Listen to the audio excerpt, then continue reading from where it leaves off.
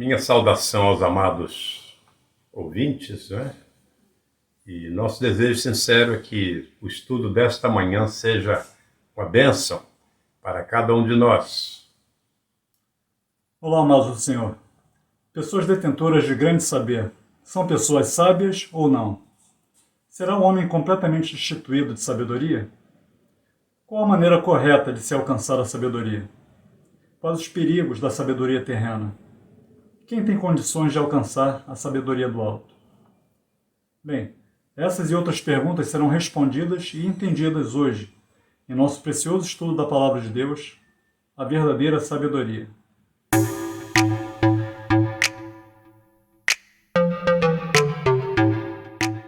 O fraco jamais perdoa. O perdão é uma das características do forte. Mahatma Gandhi. Eu não procuro saber as respostas, procuro compreender as perguntas. Confúcio. Saber não é o bastante, precisamos aplicar. Querer não é o bastante, precisamos fazer. Bruce Lee. Escuta e serás sábio. O começo da sabedoria é o silêncio. Pitágoras. Esses são exemplos de frases de sabedoria citadas por homens. Mas afinal, o que é sabedoria? Sabedoria é o uso correto do conhecimento. Uma pessoa pode ser culta e tola.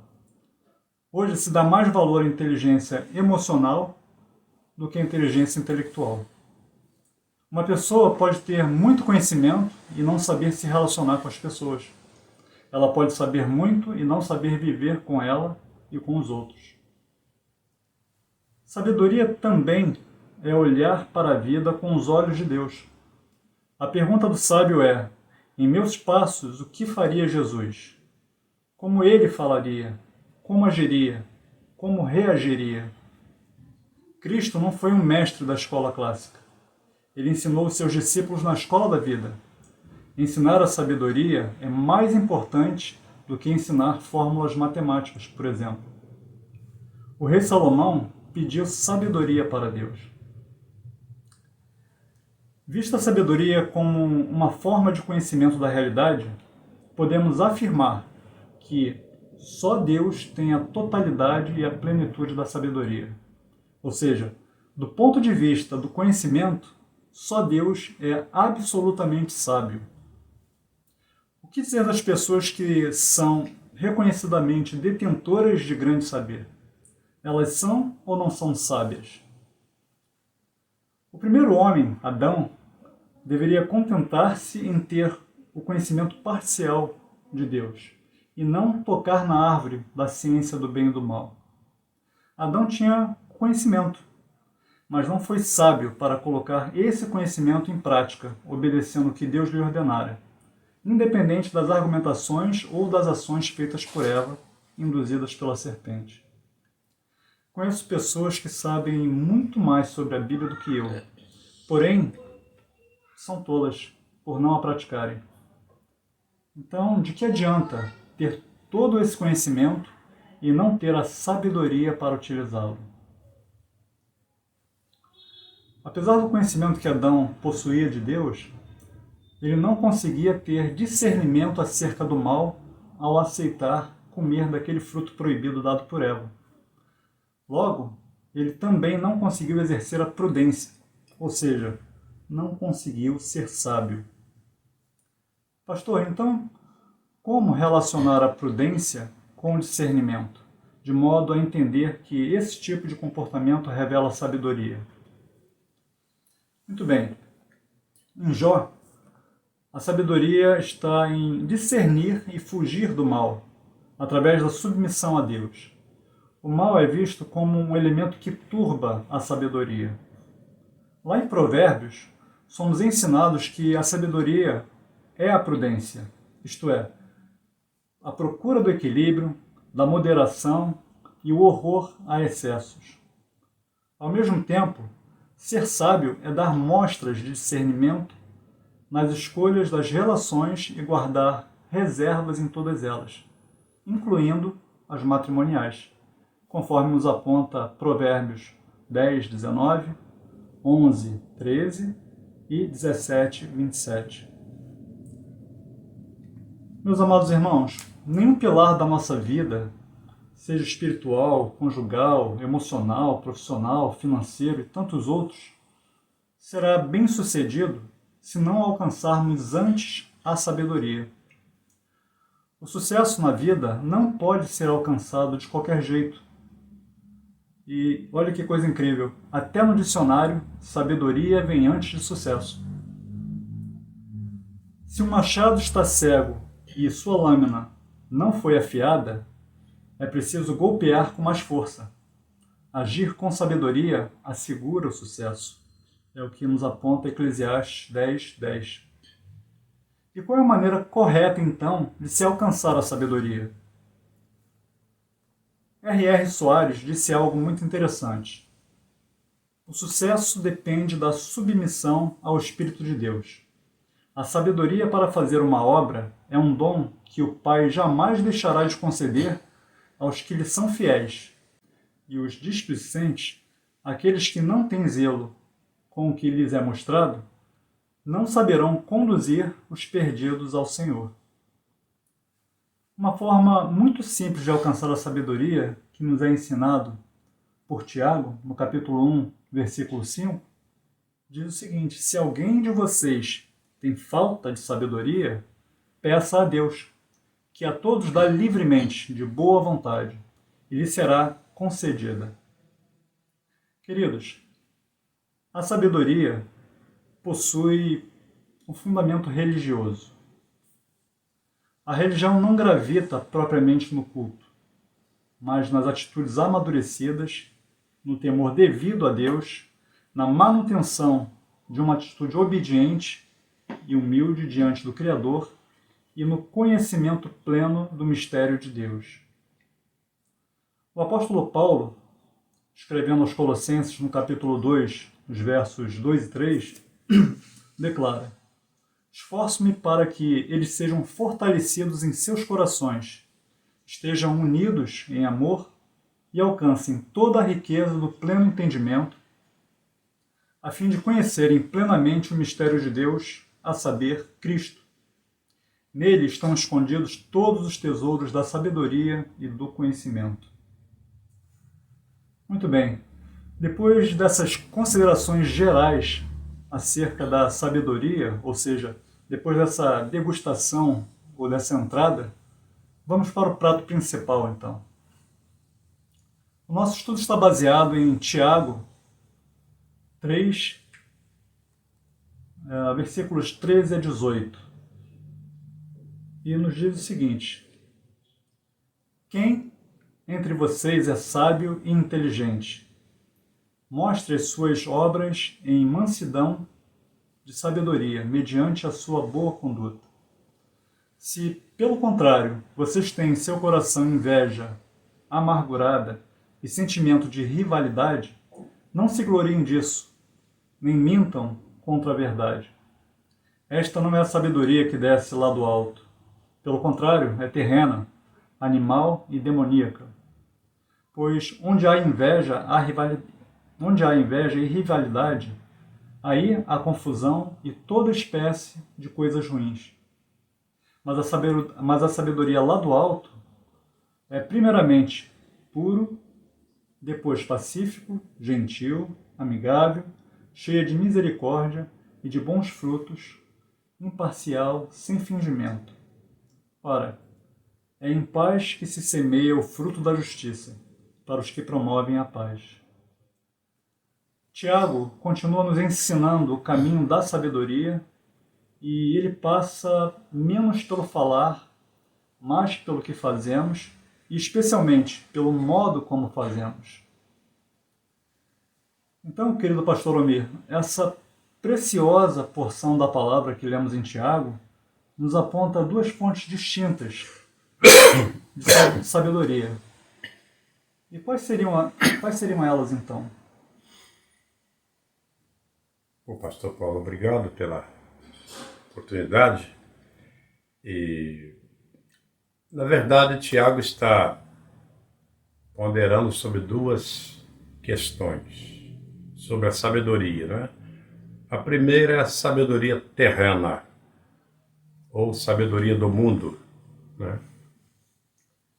Tiago considera como animal ou natural este tipo de sabedoria, isto é, aquilo que está entre os homens, entre os homens. E assim sendo, ele, ou ela, esta sabedoria, não é? Ela é falha de iluminação espiritual e, por conseguinte, sem relação com o divino. Porque esse tipo de sabedoria não tem a ver com Deus. É uma sabedoria deturpada, corrompida. Em Gênesis, capítulo 1, verso 26, logo após o Senhor ter criado céus e terra, e o homem, por final, ele vai dar a este homem a incumbência de administrar a natureza. Administrar a natureza. Então ele manda que este homem domine. E em seguida vemos o homem dando inclusive nome aos animais. Aos animais. Então, irmãos, nós podemos entender que sabedoria, discernimento, inteligência são, isto ao meu ver, potenciais humanos herdados do Criador, exatamente para uso ou para produção de boas obras, de boas coisas, como declara o apóstolo São Paulo, escrevendo à igreja de Éfeso, no capítulo 2, versículo 10, que ele vai dizer que nós fomos criados para as boas obras, para as boas coisas. Boas coisas. Mas tudo isso, irmãos, ou seja, essas ferramentas podem ser também empregadas para o mal. Para o mal. Tanto a sabedoria, quanto o discernimento, quanto a inteligência, que Deus concedeu ao homem para o bem. Isto pode ser também usado para o mal, exatamente quando direcionada e usada por Satanás. Ele pode pegar esse potencial humano e usá-lo para o mal, para o mal. Então, e diga-se de passagem, né, pastor? Inclusive é o que a gente vê muito comumente aí, quando se fala em termos musicais, a própria internet, né? Se usado com sabedoria vai gerar bênção, caso contrário vai gerar maldição. Perfeitamente, né? Pastor, perfeitamente. Então o homem natural, ele passa, meus irmãos, a ser um objeto, ou ser um agente de Satanás, em prol da maldade, cujas obras são provenientes da inveja, da injustiça, do egoísmo e de mais toda uma gama de derivados daí, não é? Então observamos que as coisas descritas na Bíblia, como de origem terrena, não é? Estão diretamente ligadas ao primeiro homem, que intenta apossar-se do conhecimento divino pela sugestão da malignidade de Satanás incorporada naquela serpente, né?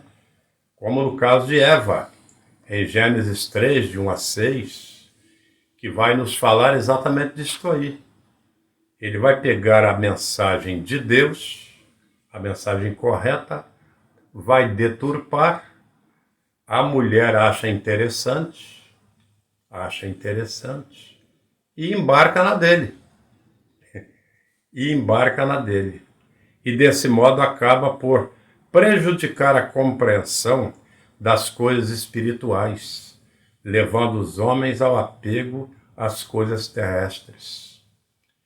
Então, toda vez que você desvia a mensagem, desvia o foco do objetivo, você acaba por também se interessar por coisas materiais. Coisas materiais. Então o inimigo ele procura convencer o homem a praticar o mal e justificar suas ações erradas. Ele procura. A voz do inimigo, irmãos, ela pode ser violenta e ameaçadora, mas também ela pode ser angelicalmente suave, como creio tenha sido o caso da serpente. Eu não creio que aquela serpente tenha emitido um som assustador para Eva. Ela teria saído correndo.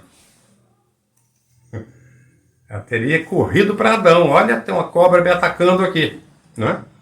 Mas eu creio que foi a suavidade da voz da serpente que atraiu a Eva. Atraiu a Eva. Meus irmãos, aliás, é interessante observar isto que em 2 Coríntios 11, versículo 14, o apóstolo São Paulo vai dizer que o Satanás, ele se transforma em anjo de luz para enganar os homens. Para enganar os homens. Então nós vemos, irmãos, que ele é como um ator. Não é?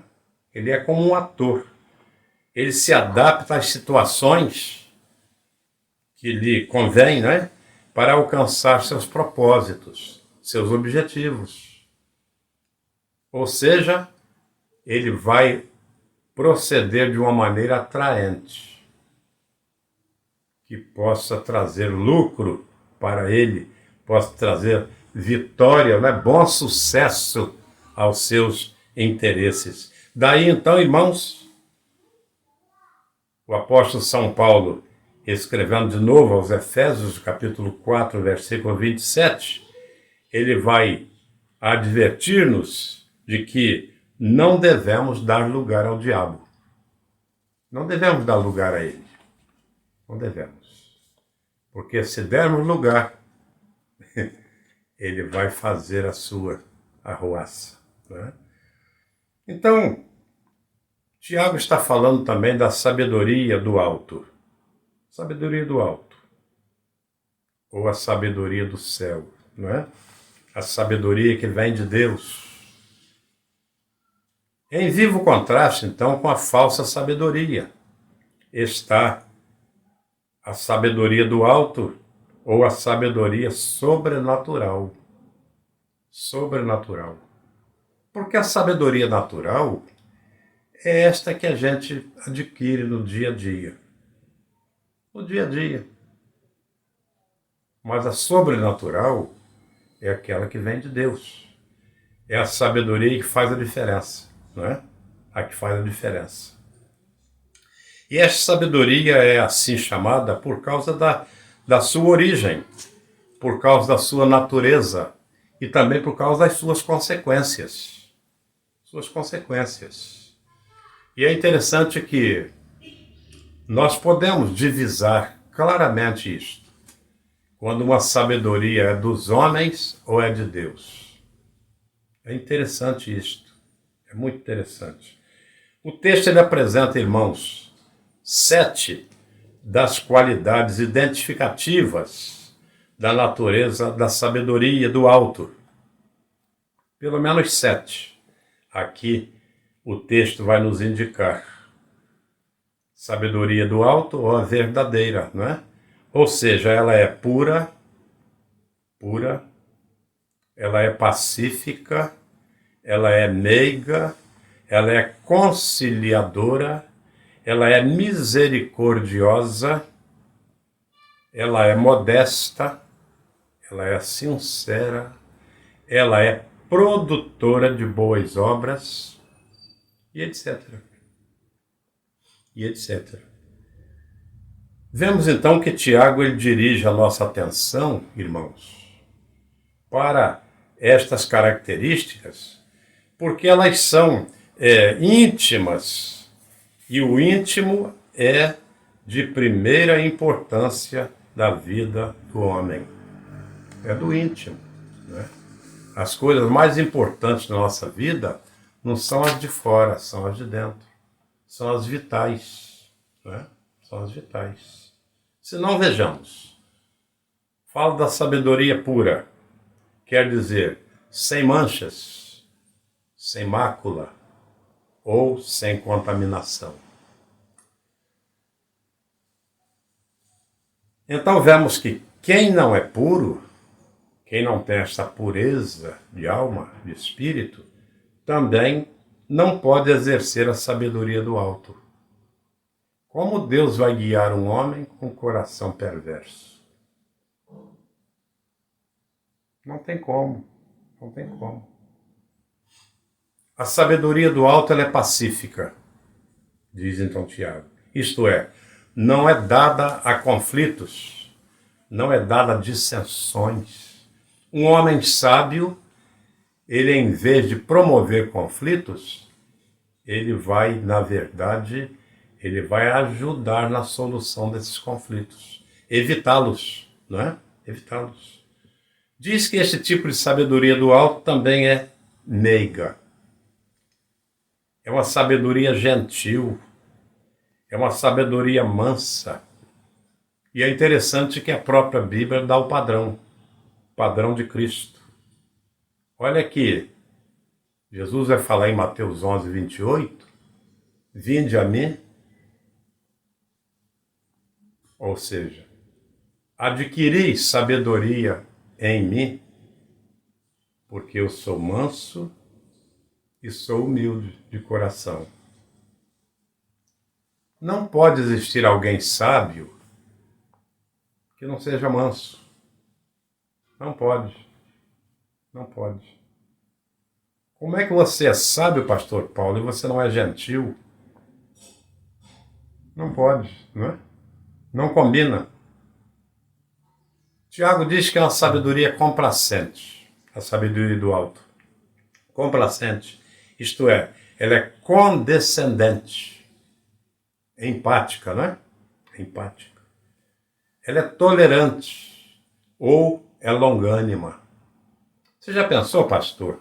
Pensou, meu irmão? Alguém que é sábio e é pavio curto? Onde está a sua sabedoria? Meio termo não existe. Uma pessoa que não é capaz de quebrar alguém que está violento no papo. Não é? Você veja que existem os chamados de negociadores. Não é?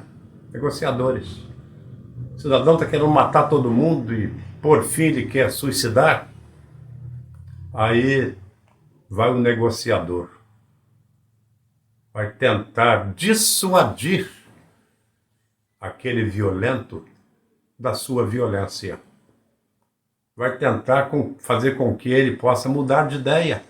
Agora, como eu posso dizer que sou sábio se a pessoa vem com 3 pedras na mão e eu vou com 5 sobre ele? Aliás, Jesus já ensinou aos discípulos isto, né? Se alguém te questionar a caminhar 1 milha, vai com ele 2. Vai com ele 2. Ou seja, vença-o pelo cansaço. Vença-o pelo cansaço. E é difícil, né? Só O com quê? sabedoria. Aqui para nós, meus irmãos, nos dias em que vivemos, né? Dias de profundo, eu nem vou dizer como, né? Profundo congestionamento de vida e de mente. Como uma pessoa pode arrumar tempo para dissuadir alguém? Parece que a pessoa quer mesmo se ver livre desse alguém, né? A pessoa está com um problema, você conta o maior para ele. Está reclamando do seu problema porque você não conhece o meu. Né? Você não conhece o meu. Até parece que isso aí vai trazer tranquilidade e paz para o outro. Quem está com problema é o outro, não interessa o seu. Não interessa o seu. Se está cheio de problema, não interessa. O outro que está sendo tratado, não é você. Você já pensou o psicólogo, né, o conselheiro, alguém vai com um problema sério, aí ele chega, bate no ombro do camarada e diz, não, fica tranquilo, olha, fica aí que eu vou contar o meu problema para você. Poxa, peraí. Quer dizer que o consulente vem para consolar o Consolador. o consolador? Para com isso, né? Não tem como. Então, diz que a sabedoria do alto ela é misericordiosa. Misericordiosa.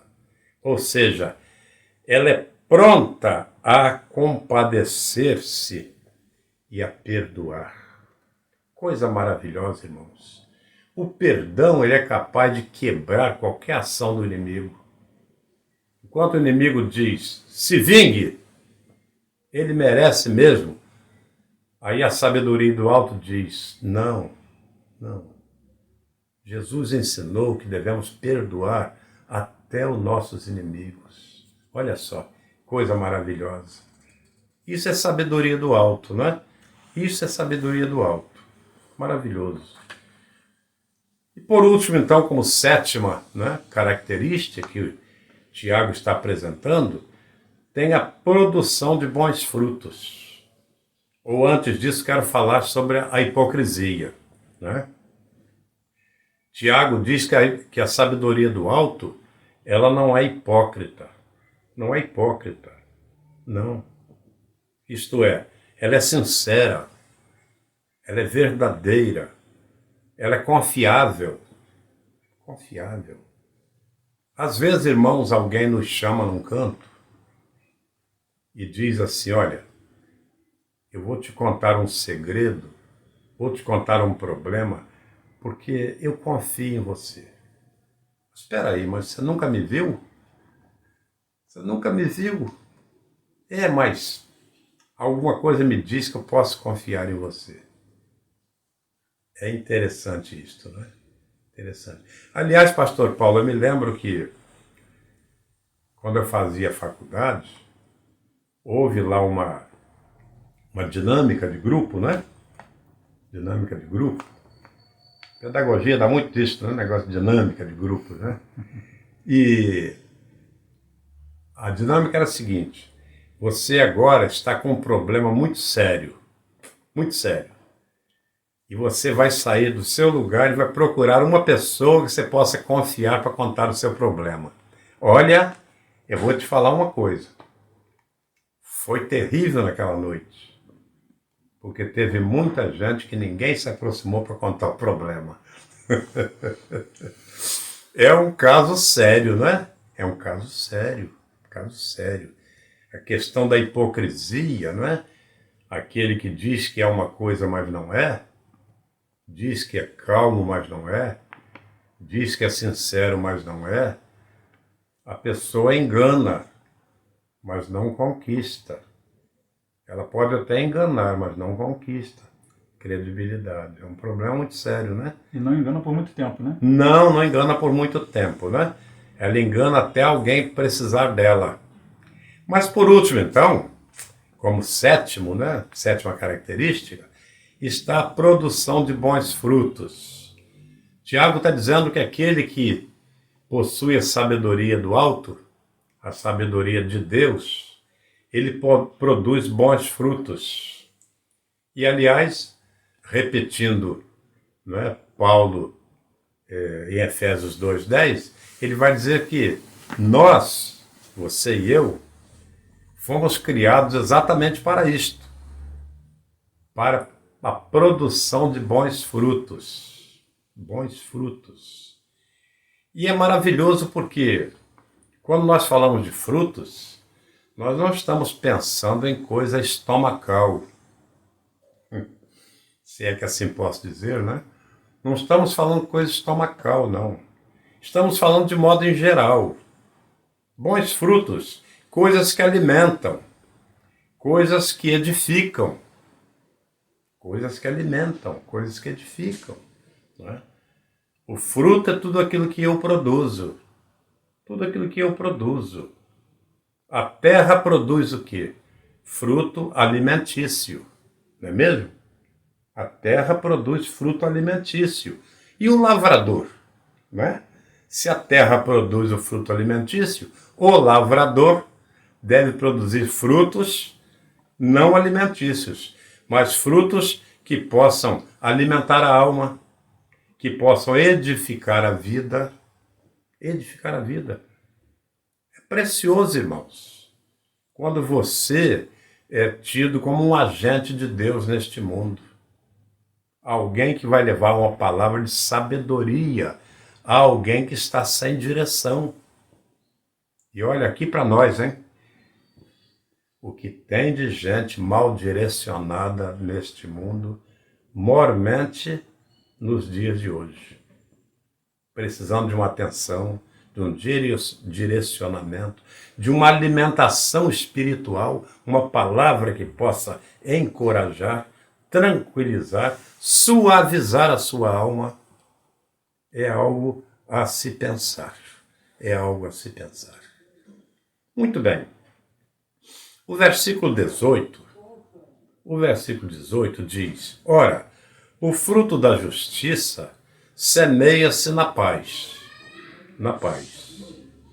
para que exercitam a paz. Aquele que possui sabedoria semeia a boa semente que produz justiça e retidão. Justiça e retidão. E este semeador, ele tem paz de espírito. Quando nós fazemos o bem a alguém, levamos paz ao atribulado, nós também temos paz de espírito. É algo precioso, pastor Paulo. E as demais qualidades, né, que Tiago não menciona, as demais qualidades da sabedoria, assim são postas. Ela promove a paz em vez de conflito. A sabedoria do alto é aquela que é colocada como promotora da paz. Isto é maravilhoso. E dá capacidade ao cristão para submeter-se aos maus tratos. É precioso, não é? Precioso. Paulo ele é maravilhoso quando ele vai ensinar que se para o bem nós tivermos que ter prejuízo, que assim tenhamos.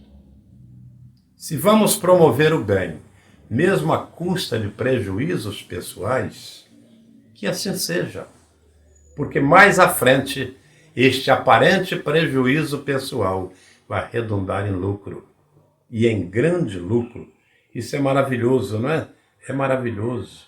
Isto vai promover, não é, a justiça, a paz, a tranquilidade. E nesta justiça de Deus, nós vamos caminhando e vamos aguardando a manifestação da justiça plena, que há de ser revelada no tempo próprio. Isso é precioso.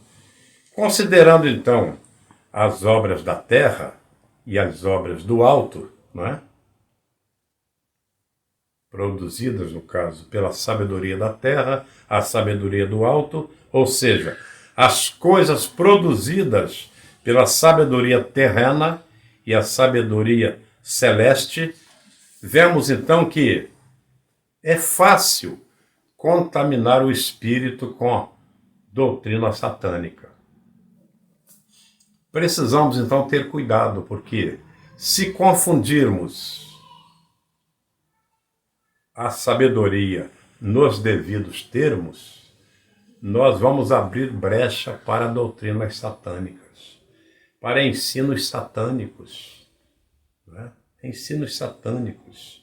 Segundo Paulo, não é sábio, nem é sabedoria se misturar a justiça com a iniquidade, a luz com as trevas, Cristo com o maligno, Deus com os ídolos, e etc. E etc. Estes equívocos, meus irmãos, eles têm como consequência as contaminações espirituais. Contaminações espirituais. Quando nós misturamos aquilo que é santo com aquilo que é impuro, com aquilo que é maligno, nós vamos ficar confusos.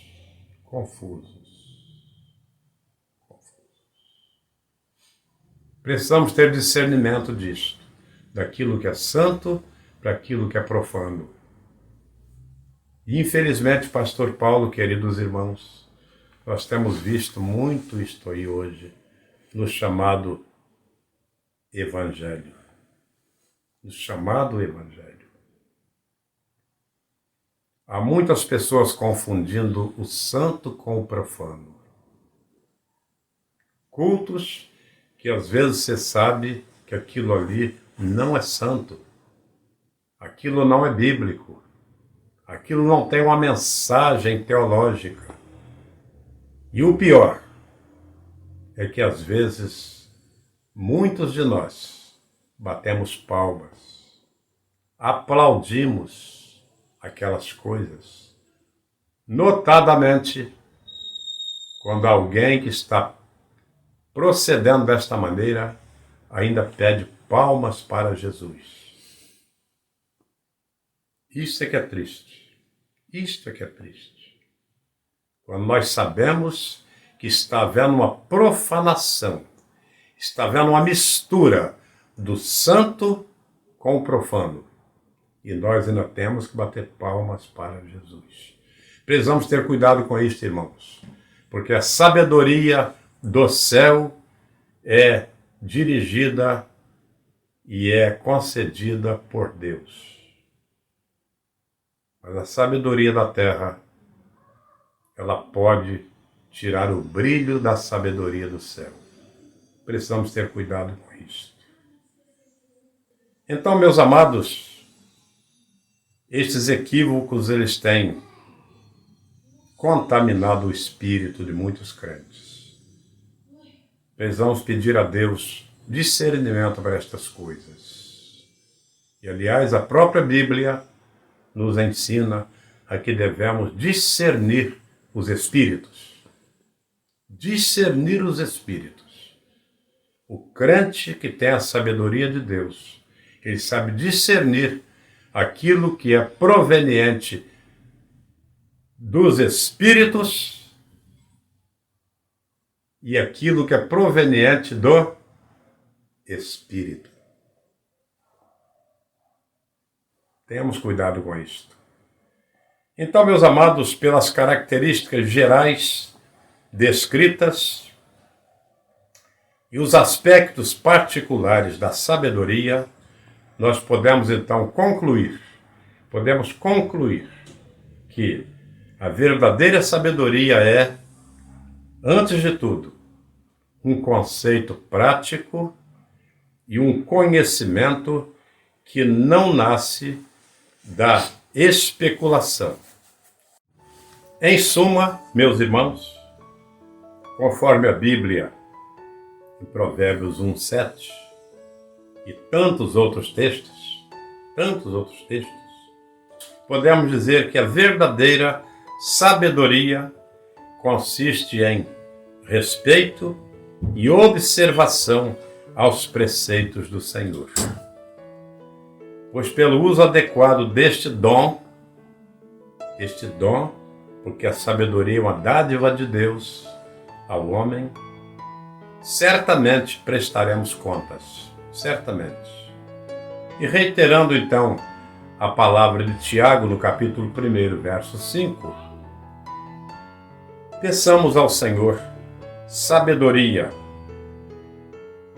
que Ele nos-la dá liberalmente. Se pedirmos, Ele dará liberalmente. E, meus amados, que o Senhor a todos abençoe ricamente. Amém. Meus amados irmãos, Albert Einstein já dizia o seguinte: loucura é você fazer a mesma coisa sempre querer resultados diferentes. E de que forma você tem buscado a sabedoria? Se não foi como falado aqui pelo pastor Almir, buscando as coisas do céu, conhecendo o Deus da palavra e a palavra de Deus, você não vai ter resultados diferentes. E a nossa oração é que você possa frutificar em Deus, possa obter a sabedoria que você precisa para que toda a sua vida se ajuste. Agradecemos ao Senhor por esse momento, pelo precioso estudo da sua palavra. e nos encontramos muito brevemente para mais um estudo Amém. da Palavra do Senhor. Deus abençoe você e sua família. Amém. Amém. Sabedoria escrita. Se conselho fosse bom, não se dava, e sim vendia-se. Assim já dizia o ditado popular.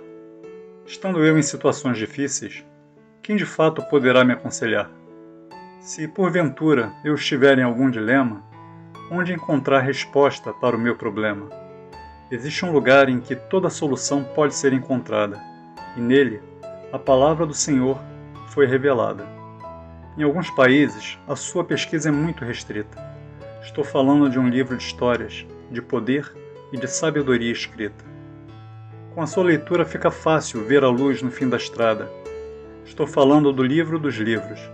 Falo da Bíblia Sagrada. Por falsos profetas não posso me deixar enganar, pois se Deus fala comigo por tal livro, não faz sentido ter outra voz a me guiar. Com a palavra eu quero aprender, quero crescer, quero fazer estudo. Quero fazer da Bíblia a minha arma, a minha espada, a minha luz e o meu escudo.